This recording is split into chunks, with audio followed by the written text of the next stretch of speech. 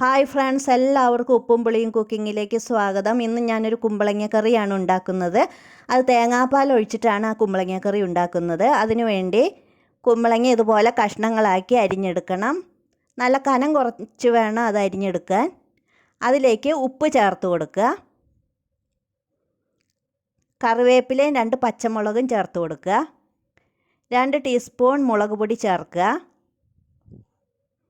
1/4 teaspoon മഞ്ഞൾപ്പൊടി.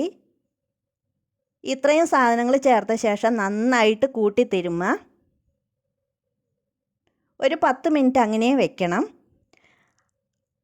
അതിനുശേഷം ഒരു അരമുറി തേങ്ങയുടെ 1/4 പാൽ ഞാൻ മാറ്റി വെച്ചിട്ടുണ്ട്. 2/2 പാൽ 2 ഗ്ലാസ് വെള്ളം ഒഴിച്ചിട്ട് പിഴിഞ്ഞെടുക്കുക.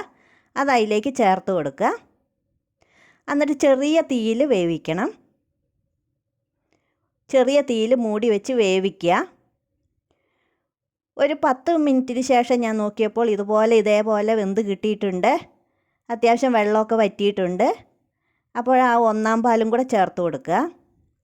1 ഗ്ലാസ് വെള്ളം ഒഴിച്ചിട്ടാണ് 1/4 പാൽ എടുത്തിരിക്കുന്നത്. ഇനി നമുക്ക് അതിലേക്ക് കടുക് കാച്ചാം.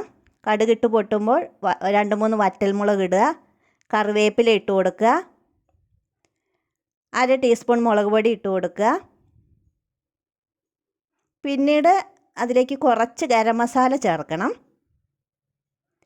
പിന്നെ ഒരു തക്കാളി അരിഞ്ഞത് ചേർത്ത് ആ തക്കാളി വേകണത് വരെ ഒന്ന് തീയിൽ വെച്ച് ചെറിയ തീയിൽ വേവിച്ചെടുക്കുക.